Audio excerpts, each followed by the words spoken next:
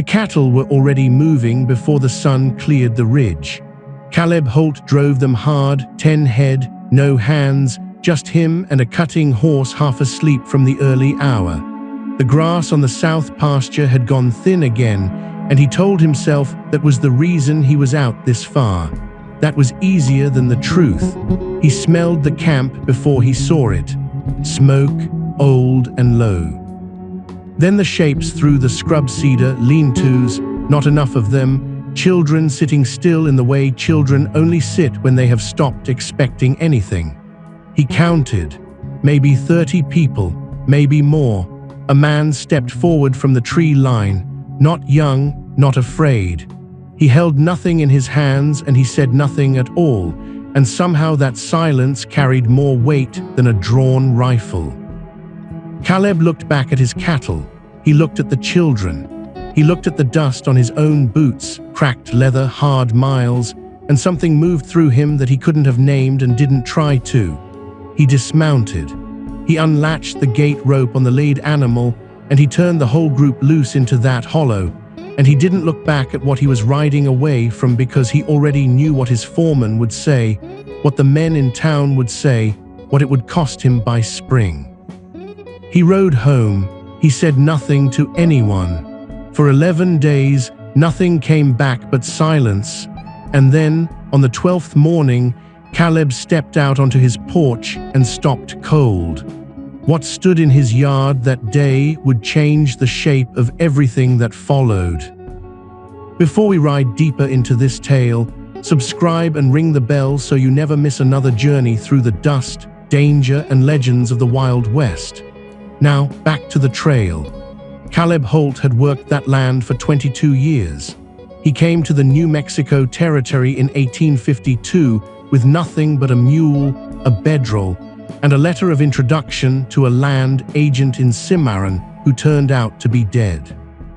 He slept 2 nights under the open sky before he found a rancher named Gruber who needed fence work done and didn't ask many questions.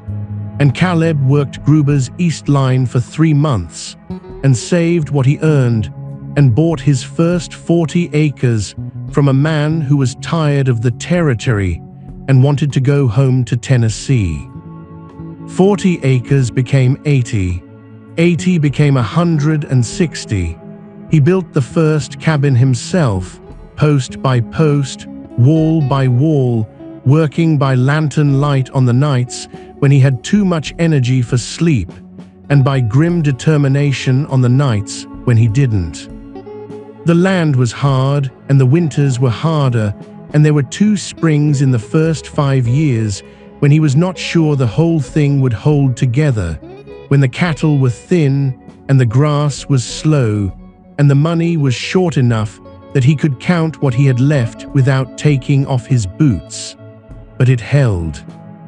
And when he married Elena Vasquez in the spring of 1859, her family's land grant to the south doubled what he had and gave the whole operation a shape worth keeping not just in acres, but in meaning.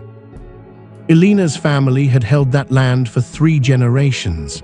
Her grandfather had walked it on foot, had known the name of every spring and every rock formation and every seasonal draw. Elena herself could read the sky over that land the way some women read scripture, with a familiarity that went deeper than knowledge, all the way down into the body. She used to say the land had a memory, that it held onto what happened on it, the way old wood holds the shape of the hand that worked it. Caleb had not been sure he believed that then. He was more sure now. Elena died in the winter of 1871. Fever.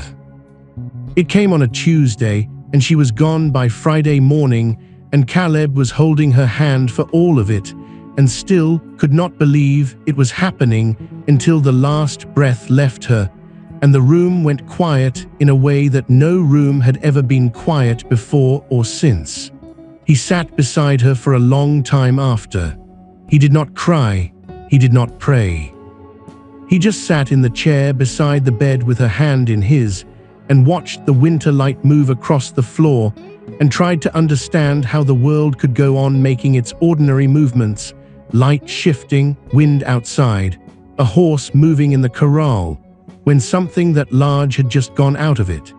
He buried her on the south pasture, on the rise above the cedar breaks, where she used to go in the evenings to watch the light change over the mountains.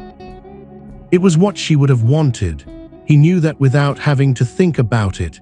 He kept working after that, not because he wanted to, but because the land required it, and the land did not care what a man had lost. The cattle needed water and the fences needed mending, and the hay needed cutting, and the seasons came around the same as always, indifferent and reliable, and if a man did not meet them, they simply passed without him. By 1874, the ranch ran lean but honest. Two hired hands, Doss, who had been with him 11 years and spoke mostly in grunts and weather observations, and who Caleb trusted with his life in the way you trust a man whose silences are always honest, and Tomas Reyes, 23 years old, quick with a horse, quick with a laugh, the son of a vaquero who had worked Elena's family's land before the grant disputes began, and the only person on the property who ever made Caleb come close to smiling. The cattle numbered just under 200. The south pasture, Elena's family land, was held under a grant that had been disputed since her death by a land speculator in Santa Fe named Aldrich, who had connections Caleb did not, and patience Caleb was running out of. Aldrich had never set foot on the land. He had never worked it or walked it or known its springs by name. He had purchased a disputed claim from a territorial bureaucrat who had no rightful title to sell, and he was pressing that claim through the land office with the slow, grinding confidence of a man who understands that legal machinery favors those who can afford to keep feeding it. Caleb had a lawyer in Cimarron, a decent man named Farris who charged reasonable fees and was honest about the odds. The odds were not good. Military land surveys were favoring newer Anglo claims over older Spanish-Mexican grants throughout the territory, and without documentation that could withstand a formal challenge, Elena's family's land was vulnerable. That was the weight Caleb carried the morning he drove the cattle south.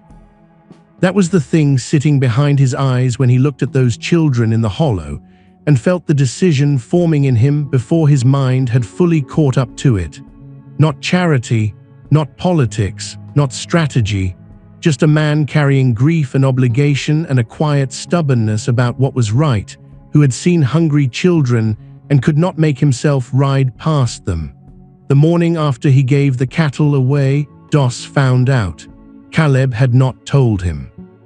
He had come home, unsaddled the horse, eaten a cold supper alone, and gone to bed with the particular exhausted peace of a man who has done something irreversible and has decided not to fight it.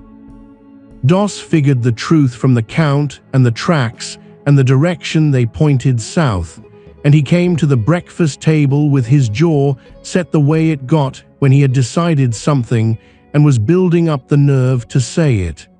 10 head, Doss said. 10 head, Caleb said. Apache camp in the cedar breaks. That's right. Doss wrapped both hands around his coffee cup. He looked at the table. He looked at Caleb. He looked at the table again. Army patrol comes through the Malpais draw every Tuesday and Friday, he said. You know that. I know it.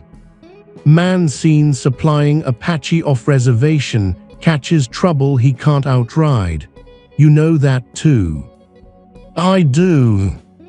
Doss was quiet for a long moment, the kind of quiet that was actually very loud. Aldrich has been looking for a reason, he finally said, and his voice had dropped lower, the way it did when something mattered to him more than he wanted to show. Something to bring to the land office, something to make you look like a man who doesn't deserve what he's holding, something to make Elena's grant look like the property of a man with questionable loyalties. He paused. You just handed him one. Caleb looked out the window at the pasture. The morning light was coming in flat and gold across the grass, long shadows from the fence posts stretching east the way they did in the early hours. Those were hungry children, Dos. I know what they were. Then you know why I did it. Dos set down his cup. He stood. He was a big man, thick through the shoulders, and he moved with the economy of someone who had spent his whole life doing physical work and had long since stopped wasting motion. He went to the door and stood there with his hand on the frame, looking out at the yard, and when he spoke again, his voice had gone quieter. Not softer, exactly, just stripped of everything that wasn't the plain truth. I've ridden for you a long time, he said. I've seen you do hard things, and I've seen you do foolish things, and mostly I could tell the difference. This one I can't. He was quiet for a moment. I'm not saying you were wrong. I'm saying this territory does not reward men for being right, and I don't know what's coming down the road from this. He went out. Tomas, who had been eating at the far end of the table with the careful stillness of a young man trying to be invisible while taking in everything, looked up from his plate. I would have helped you drive them, he said. Caleb looked at him. The boy's face was open and direct, entirely without calculation. I know you would have, Caleb said. That was the end of it. They finished breakfast and went to work. For 3 days nothing happened, and the nothing had a particular quality to it, the stretched, listening quality of a calm that is aware of itself. The ranch ran its routines. Caleb rode fence, checked the waterhole on the east side, marked 3 calves for sale in the spring, replaced 2 rotted posts on the north line. Tomas moved cattle. Dos worked the tack room and said nothing to anyone and was otherwise exactly where he always was, doing exactly what he always did, which was the most Dos-like possible response to a situation he didn't know how to resolve. On the 4th day, Caleb rode into Cimarron for supplies, and he felt the difference before he'd tied his horse. It was in the way men looked at him, not hostile, not friendly, just watchful. The particular watchfulness of a small community that has already had a conversation about you and is now waiting to see what the subject of that conversation does next. He had lived in Cimarron long enough to know every gradation of that look, and this one said the story had gotten there ahead of him and had not been improved in the telling. At the dry goods counter, Mrs. Pryor wrapped his flour order in brown paper with the brisk efficiency of a woman who considers idle movement a moral failing, and said without looking up, "Word is you've been feeding Apache." "Word gets around," Caleb said. "This is Cimarron," she said. "Word is all we have most days." She tied the package with a double knot and looked at him over the counter with the assessing quality of someone who has made up her mind and is comfortable with it. "My husband says you've lost your senses. I told him that's the first sensible thing I've heard about you in years." Caleb paid and took his package and left without answering, but he carried that with him, the small, surprising warmth of it, the way it sat against the other thing he was carrying like a coal against cold stone. Not everyone in Cimarron felt the way Mrs. Pryor did. By the end of that first week, 2 men had stopped him separately, in the manner of men who want something acknowledged but not witnessed. The first was Beaumont, a rancher who ran cattle east of the Cimarron River and who told Caleb, with the pleasant firmness of a man delivering a verdict he considers generous, that what he'd done was going to cause trouble for everyone in the territory trying to maintain a working relationship with the army, and that he hoped Caleb understood what he'd put at risk, and that he said this as a neighbor and not as an enemy. Caleb listened. He said he understood. Beaumont rode away satisfied that he had discharged his responsibility, which was all he had come to do. The second man was different. His name was Hargrove. He worked as a land agent out of the Santa Fe office connected to Aldrich, and he had ridden up from the south with the unhurried manner of a man who follows trouble the way certain birds follow storms, not causing them, not preventing them, simply finding utility in their aftermath. He was perhaps 45, clean-coated, clean-booted, with the specific stillness of a man whose patience is not a virtue but a professional tool. He found Caleb outside the livery on a Thursday afternoon when the street was quiet and there were few enough witnesses that the conversation could later be characterized as friendly if necessary. "Caleb Holt," he said, in the tone of someone reading a name from a document they already know by heart. "That's right. I represent certain interests connected to the Vasquez land grant dispute." He let that sit for a moment, the way a card player lets a card sit on the table.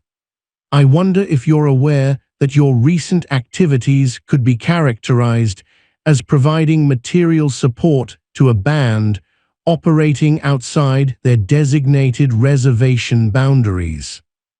"They were hungry," Caleb said. "That may well be," Hargrove said. "Hunger is a condition, not a legal designation. The Army has specific protocols regarding." "Are you here to threaten me or to talk to me?" Caleb said. Something shifted almost imperceptibly in Hargrove's expression. Not offense. Something more like the slight recalibration of a man who has overestimated the predictability of the person in front of him. "I'm here to present an opportunity," he said. "Mr. Aldrich is a practical man. He understands that contested land situations can be resolved without extended legal conflict when both parties approach the matter with flexibility. There are arrangements that could be made. The grant dispute could be resolved in a manner that leaves you comfortable and your operation intact. All it would require." "No," Caleb said. A pause. A wagon passed behind them. A dog crossed the street in no particular hurry. "You haven't heard the terms," Hargrove said. "Doesn't matter." Hargrove studied him for a moment with the expression of a man trying to determine whether he is dealing with stubbornness or principle, because the response to each is different. "Then I suppose," he said finally, "we'll see how things develop." He rode south that same afternoon. Doss watched him go from the livery doorway. He did not say anything to Caleb about it. But that night at supper, he was quieter than his usual quiet, and when he went to bed, he did not say good night, which he had done every night for 11 years, and the absence of it sat in the room the way absences do. On the 8th day, Marshal Whitfield rode into the yard. Walt Whitfield had been Marshal of Cimarron for 12 years and had, in that time, developed the specific economy of presence that comes from having seen most things at least twice, and finding that economy of movement and speech is generally more effective than its opposite.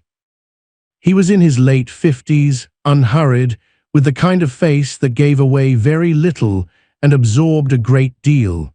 He accepted the coffee Tomas brought without being asked and sat with Caleb on the porch and looked at the mountains for a while before saying anything. "You gave cattle to an Apache band in the Cedar Breaks," he said. "I did." "10 head. 10 head." Whitfield drank his coffee. The Sangre de Cristos to the north were very clear that morning, the kind of clarity the high desert gets in autumn when the air has been scrubbed clean by the first cold nights.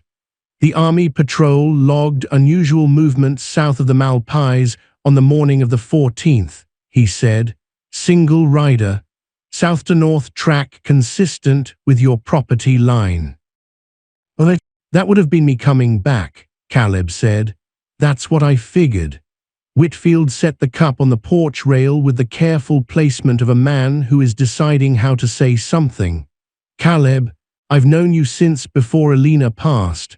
I'm not here to file charges or deliver threats. I'm here because if I don't come ask you about this directly, someone else is going to come ask you about it with considerably less courtesy. Caleb nodded. Did you understand the risk when you made the decision? Whitfield asked. I did. And you did it anyway. They were hungry children, Walt. Whitfield looked at him. Something moved behind his eyes, not quite a smile, but in its neighborhood. The band in question, Mescalero, by the description, you know their situation with the army. I knew they were starving. That was their situation that morning. Their broader situation, Whitfield said. There's a captain out of Fort Union named Greer who has been attempting to move that band to the Bosque Redondo Reservation for 6 months. They've resisted, not violently, but with a firmness that the army finds inconvenient. Greer considers them a problem that hasn't yet become a crisis. He paused. Your action may have complicated his timeline. Or it may have kept 30 people alive long enough for the timeline to matter, Caleb said. Whitfield looked at the mountains again. He was quiet for a long moment. I'll note in my record that I spoke with you and found no evidence of malicious intent or anti-government sentiment, he said. He rose and took his hat from the rail. I'd recommend staying on your property for a time. Don't give anyone additional material to work with. He rode out. Doss came around the corner of the barn. He had clearly been close enough to hear every word. Stay on your property, he said. That's what he said. Doss looked at Caleb with the expression of a man who has been proven correct about something and takes no pleasure whatsoever in the proof. Then he went back to work without another word. On the 10th day, Doss was gone. He packed before breakfast, squared his wages from the lockbox Caleb kept in the kitchen with the practiced quiet of a man who has rehearsed the action enough times in his mind that the physical version goes smoothly, and rode out while the light was still gray. He left no note.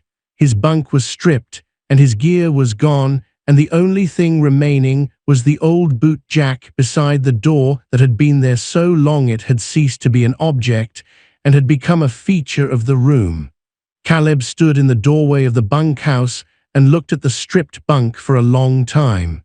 Tomas appeared behind him. You want me to ride after him? No, Caleb said. He walked back to the main house. He did not mention Doss again that day or the day after, and Tomas, who was young but not unwise, did not bring it up either.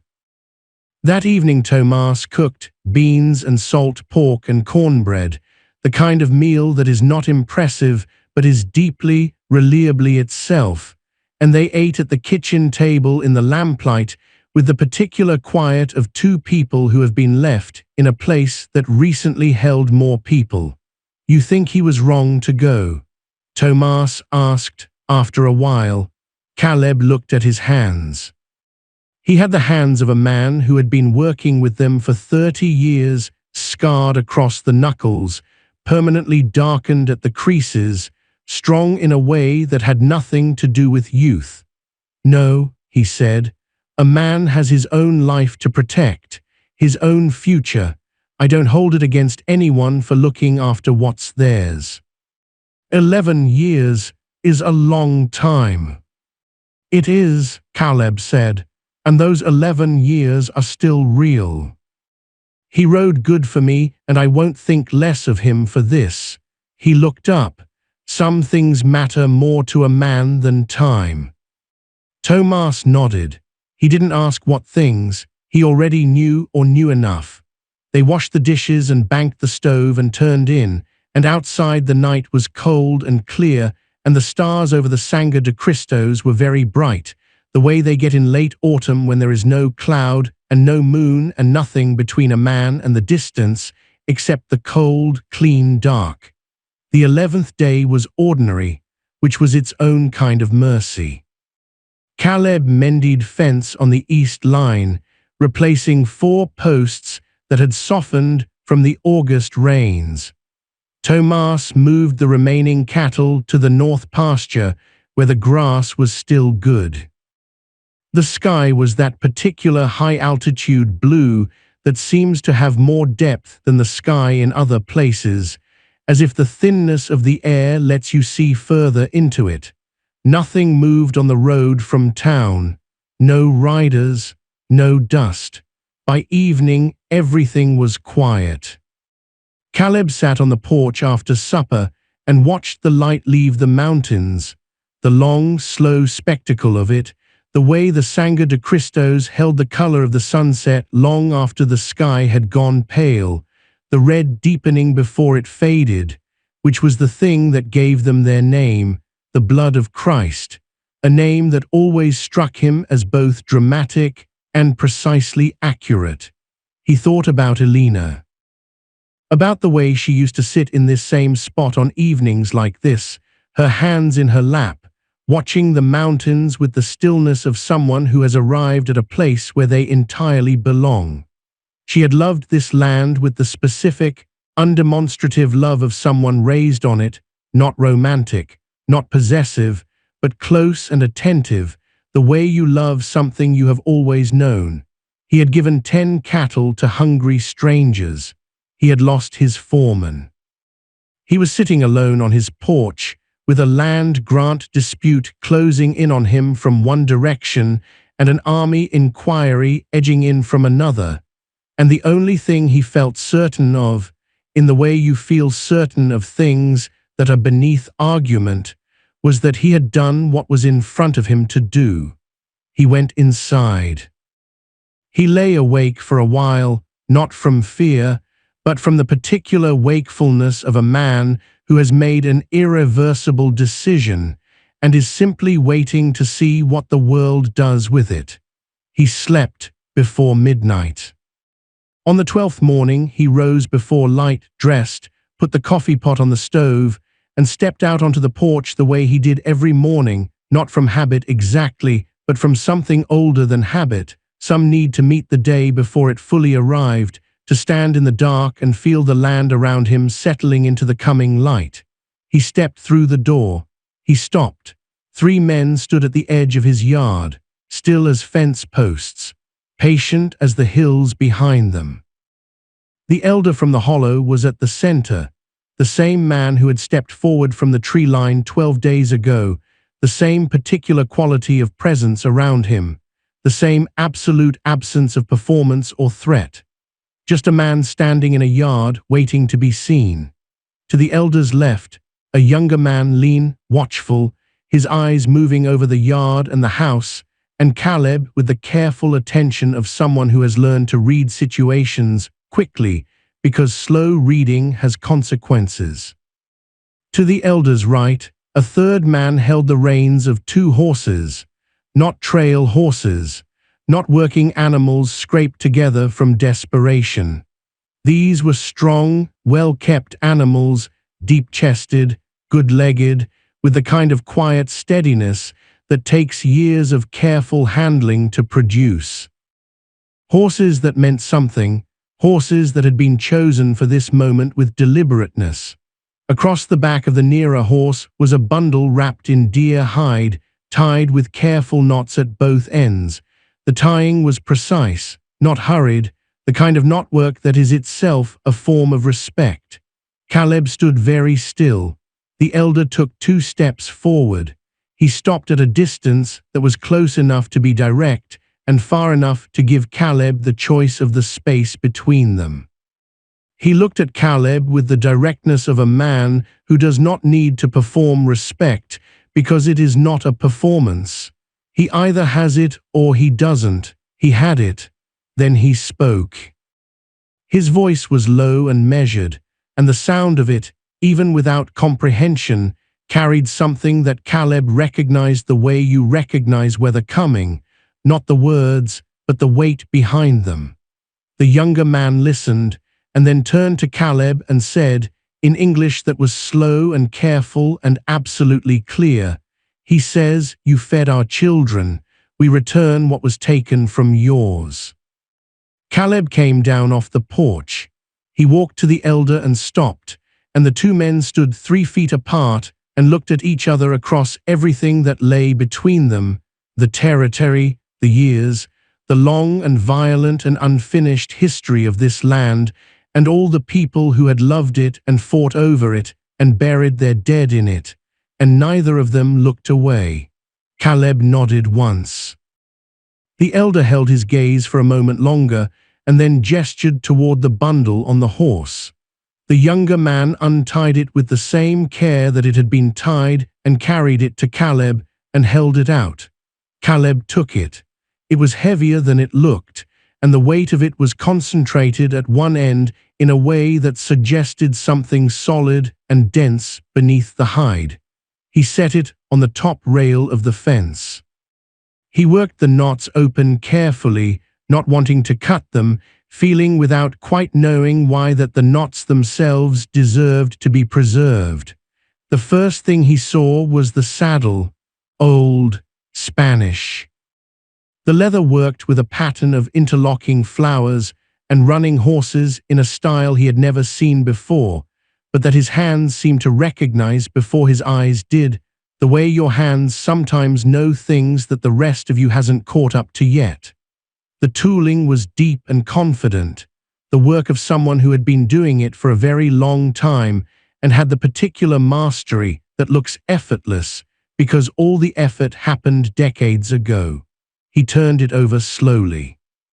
Beneath the saddle flap, tucked into a fold of the leather, as if placed there by someone who understood that the most important things should be carried close and protected from the weather of the world, was a folded cloth, and inside the cloth, a sealed letter, military envelope, blue. The seal of the United States Army Cavalry pressed into the wax with the deliberateness of official authority. His name written on the outside in a clear, formal, unhurried hand. Caleb broke the seal. He read it once standing at the fence rail with the morning light just beginning to come up pink over the eastern hills. Then he read it again more slowly because the first reading had not let him fully understand it, and the second one barely did either, not because the language was unclear, but because what it said was so much larger than what he had any right to expect that his mind kept sliding off it.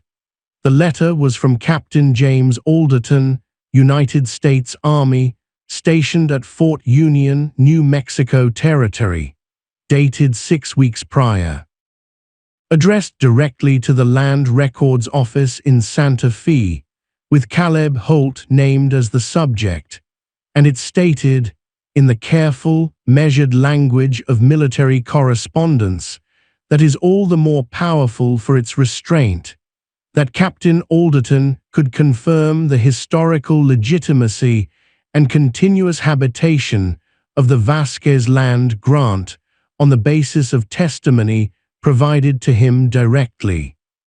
That the land in question had been worked and maintained without interruption by one Caleb Holt since his marriage to Elena Vasquez in 1859, and that in the considered opinion of the United States Army, no dispute of that grant could be reasonably or legally sustained against the documented evidence and testimony provided.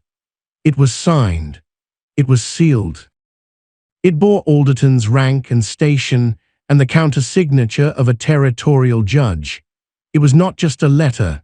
It was a legal instrument, military endorsed, judicially witnessed, the kind of document that Aldrich and Hargrove and every land speculator between Cimarron and Santa Fe could not easily dismiss or maneuver around without picking a fight with Fort Union that none of them wanted and none of them could afford. Caleb stood at his fence rail with the letter in both hands and felt something move through him that was too large for any single word and that he did not try to name. He looked up at the elder. He said, "How?" The younger man translated. The elder listened with his eyes on Caleb's face, and then he spoke for a moment, not long, just a few sentences, deliberate and unhurried, each word placed with the care of someone who understands that some things need to be said exactly right. The younger man said, "Captain Alderton is known to us. He is a man who has listened when others did not. We have spoken with him before in matters of our own. We told him what we know of this land. We told him what we know of your wife's family. We told him what we know of you." Caleb looked at the letter again. He looked at the mountains behind the elder's shoulder, the Sangre de Cristos in the early morning light, still holding the last of the pre-dawn rose. He thought about Elena. About the way she had talked about this land, not as property, not as something owned, but as something tended, something that carried memory in its soil the way old wood carries the shape of the hand that worked it. She had always believed that how you treated the land and the people connected to it left marks that lasted. He had listened to her say that for 12 years and not been entirely sure he believed it, not in the literal way she meant it. He was more sure now. He thought about the morning he had driven the cattle south, the dark before dawn, the cold, the cutting horse's breath fogging in the pre-dawn air, and the moment at the fence rail when he had looked at those children and felt the decision form in him before his mind had even finished framing the question. He had not done it for reward. He had not calculated an outcome. He had not even hoped, not consciously, because hope implies expectation, and he had not carried any expectation south that morning except the simple one that the cattle would get there and the people would eat. He folded the letter carefully. He placed it back inside the cloth with the same deliberateness that it had been wrapped in. He looked at the elder and he said, "Thank you." The elder held his gaze, and then he said something that the younger man did not immediately translate. He let it sit for a moment first, as if the words needed a moment of air around them before they became English, and when he finally turned to Caleb, he said quietly, "He says, the land remembers honest men." Then the elder turned. Not quickly, not with ceremony, simply with the unhurried finality of a man who has done what he came to do and is at peace with having done it. The three of them walked to their horses, mounted without drama, and rode south through the cold morning air toward the cedar breaks. Caleb watched them until they disappeared into the tree line. Then he stood alone in his yard with a saddle and a letter and 2 horses he hadn't owned an hour ago, and the world had the altered quality of a morning after something large has passed through it. The same sky, the same mountains, the same fence posts and pasture grass, and yet somehow all of it rearranged around a new fact. Tomas appeared at the bunkhouse door, rubbing the sleep from his eyes. He saw the horses. He saw the bundle on the fence rail. He saw Caleb's face. He said nothing for a moment, then, quietly, "What happened?" Caleb looked down at the letter in his hands. "Something I didn't expect," he said. He went inside to finish the coffee. By noon he was in Cimarron. He went to Whitfield first. He set the letter on the marshal's desk without preamble and stood back and let him read it. Whitfield read it once, then read it again, and his face went through several careful adjustments before settling into the particular expression of a man recalibrating a situation He thought he had already calculated correctly. "Captain Alderton," he said, "Fort Union." "That's right. How did you come by this?" Caleb told him the whole of it, the 3 men at dawn, the bundle, the horses, the elder, the words the young man had translated. Whitfield listened without interrupting, which was unusual, and when it was over he sat back and looked at the ceiling in the manner of a man doing very rapid arithmetic. "You understand what this means for the Grant dispute," he said. "I think so. Aldrich can't take a military-backed land statement to the territorial court without the army weighing in against him. Alderton's rank alone makes it a fight he can't win. The claim is finished." Whitfield picked up the letter again, held it toward the window light. "Caleb, how did an Apache elder reach a Fort Union captain on your behalf? How does that path even exist?" Caleb thought about the younger man's words. "Captain Alderton is known to us. He is a man who has listened when others did not. I don't know the whole of it," he said, "and I didn't ask." Whitfield looked at him. "Doesn't that bother you?" Caleb considered it honestly. He thought about the elder at the fence line, the absolute absence in that man's face of anything that needed explaining or defending or proved, just presence, just intention, just a thing done because it was right. "No," Caleb said, "it doesn't." Whitfield studied him for a long moment. Then he stood and offered his hand. "Get this to the land office in Santa Fe before the week is out," he said. "I'll make a certified copy for the county clerk here and witness it. You'll want both." "I appreciate it." Whitfield shook his hand and held it for a moment. "Caleb," he said, "the territory has more men who ride past than ride toward. You should know that's not something that goes unnoticed, even when it looks like it does." He let go of the hand. Caleb took his letter and left. The story moved through Cimarron the way stories do, sideways and fast, and arriving at each person already filtered through whoever had told it before. By the end of the week, 3 versions were circulating with roughly equal conviction. In the first, Caleb Holt had engineered a trade, cattle for legal protection, calculated frontier pragmatism, dressed up as generosity.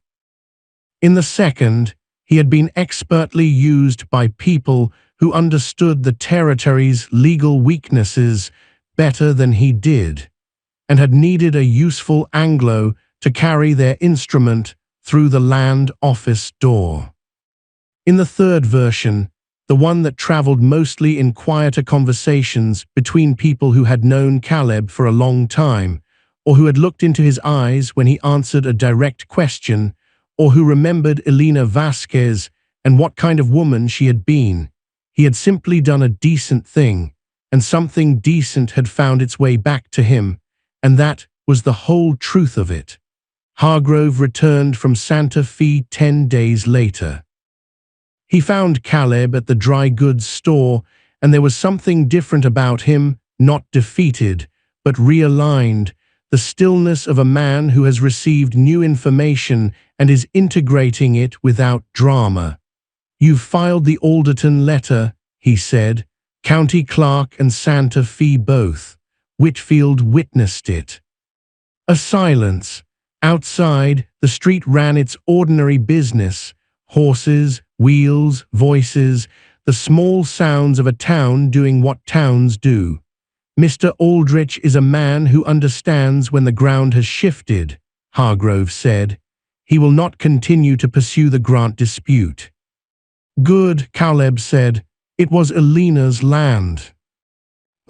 Hargrove looked at him with something that was not quite admiration, but was in the same direction, the involuntary regard of a man who has made a career of predicting people and has been surprised.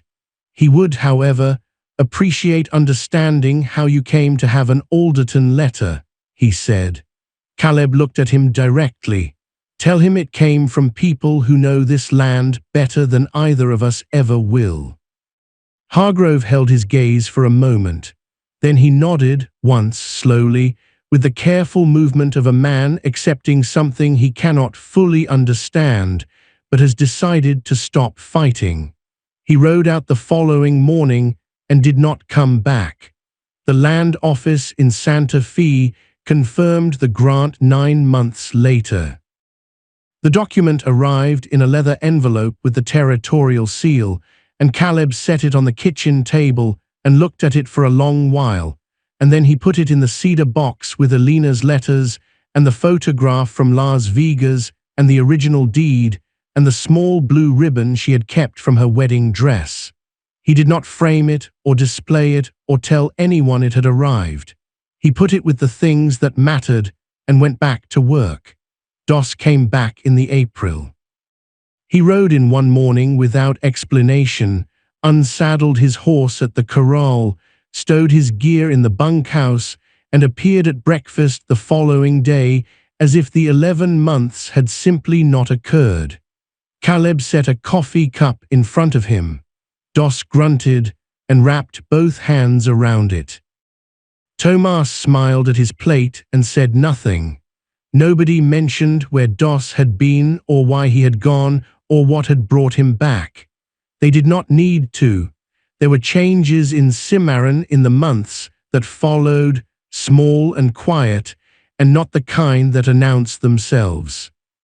Beaumont, who had warned Caleb about causing trouble, stopped him on the street one October afternoon and said, with the plainness of a man who has been carrying something and has decided to set it down, that he had heard about the letter and had been thinking about a hungry camp he himself had ridden past 3 years back without stopping, and that he wasn't certain what kind of man that made him, and that he supposed some men were built for the stopping and some weren't.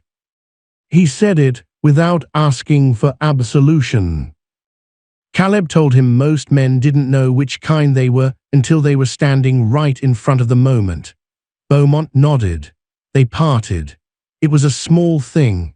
It was not nothing. Mrs. Pryor told Caleb one afternoon, in the same practical tone she used for inventory, that she had taken food out to the edge of the Malpais twice in the fall and left it at a particular cedar tree that she had heard was a known waypoint for people passing through. She said this and wrapped his cornmeal and did not wait for a response. Caleb received it with a nod and moved on. That was the right way to receive it. Whitfield, for his part, said nothing to Caleb directly, but the Tuesday and Friday patrol routes had shifted. They ran north of the Malpais now rather than through it, leaving the cedar breaks and the hollow below the ridge in a quiet corridor that no order had created and no record acknowledged. It was the kind of thing a man does when he has thought about something long enough to act on it without needing to explain himself. None of it was large. None of it was announced. But the territory felt different in some way that Caleb could not measure, and did not try to some slight shift in the weight of things. The way a room feels different after a window has been opened, not dramatically, just different, with more air in it than it had before. In the spring, when the south pasture grass came back thick after a wet winter, Caleb rode the fence line along the old Vasquez land, his land now, confirmed and recorded and real, and at the post nearest the cedar breaks he found a strip of leather, hand-tooled, the same interlocking pattern of flowers and running horses as the saddle. He sat on his horse and looked at it for a long time. He did not know when it had been left or by whom. He did not know if the band was still moving through this territory or had gone somewhere else entirely, and he did not go looking, because some connections do not need to be tended or traced or turned into something more than they are. They simply exist, the way certain things in the natural world exist, quietly, without announcement, outside the category of things that require maintenance. He left the leather where it was. It stayed on that post through the summer heat and the monsoon rains of August and the cold of the following winter. By the second spring it had weathered deep into the wood, the edges softened, the color darkened, the patterns still readable if you were close enough and looked carefully, but no longer a thing attached to the post and more a part of it, the way old things become part of the places that hold them. Some evenings, Caleb rode that south line at dusk just to see it there. He thought about Elena on those rides. About the way she had said the land holds what happens on it, the way old wood holds the shape of the hand that worked it. He had not been sure he believed it when she said it. He was sure now, not in the way you are sure of facts, but in the way you are sure of things that have been demonstrated to you by experience, slowly and over time, until the certainty is in your bones rather than your mind. He had given 10 cattle to hungry strangers in the dark before dawn with no witness and no expectation of anything in return. The giving had been simple, the simplest thing he had done in years, because it was not complicated. It was just a man with cattle and a hollow full of hungry children, and only one reasonable response to that equation. What came back was not simple. What came back was large and tangled, and moved through channels he would never fully trace, through a military officer who listened when others didn't, through an elder who understood that honesty travels, and that the right word said to the right man at the right moment can reach across the distance between enemies and touch something real, through a marshal who quietly moved a patrol route, through a woman who left food at a waypoint tree and said nothing about it afterward, through Doss returning in the April without explanation and a boot jack beside the door that had always been there.